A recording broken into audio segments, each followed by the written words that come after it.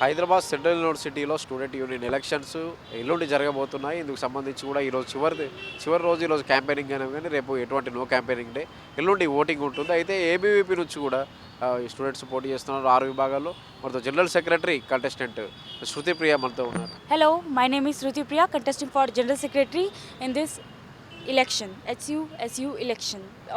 As we all know that SFI ASA were in the alliance for over 5-6 years. So this time we want change in HU. HU needs change and ABVP will bring the change. Yeah.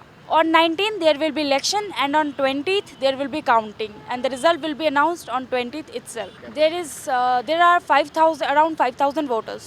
So SFI ASA alliance were in the union for 6 years, but nothing has changed. The main basic amenities like food and the hostel. So food, the quality of mess food is worse, and the hostels are in the worst condition. There are 2 hostels, North Campus and South Campus hostels.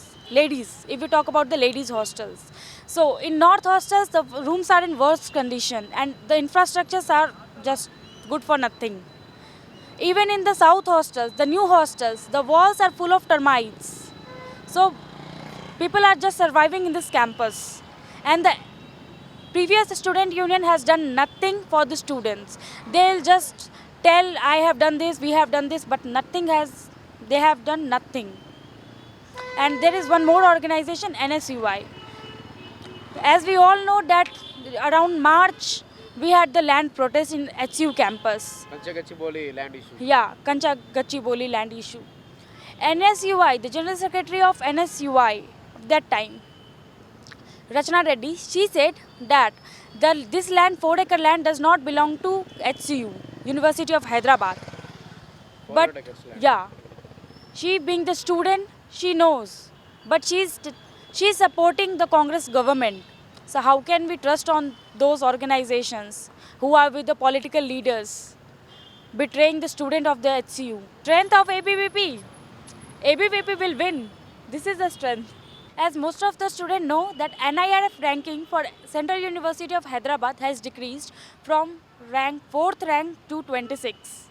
So the basic parameters of NIRF ranking is the placement, inclusivity and the faculties. About the faculties, number of faculties. But in the STAT department there are only 2 faculties. The gender studies department has been shut down because of the lack of faculty. So we will ensure that we have the proper number of faculties in our university.